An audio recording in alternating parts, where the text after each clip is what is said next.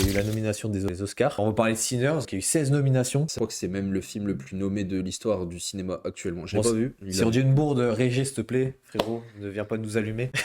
Mais moi, je l'ai été le voir. Franchement, c'est un bon film. Après, c'est pas un film qui fait vraiment peur. Mais est-ce qu'il mérite ces nominations? Bah, je pense que ouais, il parle de sujets qui sont quand même assez sérieux. Même la mise en scène et il y a aussi un côté très artistique au niveau de la musique et du blues qui est mis en avant. Ah ouais, ok. Et qui est vraiment Ouais. stylé dans le film. Il y a des scènes, notamment une scène où il y a les, pas trop spoil, mais où les vampires se réunissent et commencent à danser, chanter, etc. Et la scène, elle est vraiment stylée pour le coup, moi je l'ai encore en tête. Plus une scène où ils sont dans un hangar, en fait, pour l'histoire de Sinners, c'est deux frères qui veulent lancer une sorte de bar musical, etc. Avec leur cousin qui va arriver, qui va jouer du blues, tout ça. Et en fait, ça va, c'est un peu une musique taboue en fait à l'époque. Ouais. Et ben, ça va ramener les démons, les vampires en fait, qui vont vouloir s'introduire dans le bar et l'histoire va partir de là. Et du coup, il y a aussi un gros côté blues. Un moment où t'as une scène où t'as même des refs à Jimi Hendrix, etc. Très stylé dans le film. Mais franchement, moi, ça me choque pas ces nominations. Après, j'ai vu beaucoup de personnes s'offusquer sur est-ce que Michael B. Jordan va avoir. L'Oscar, genre. Ouais, voilà. Ça serait pas mérité. Franchement, ça serait vraiment pas mérité parce que. C'est pas un grand acteur, c'est un beau gosse. pense que- Si j'étais gay.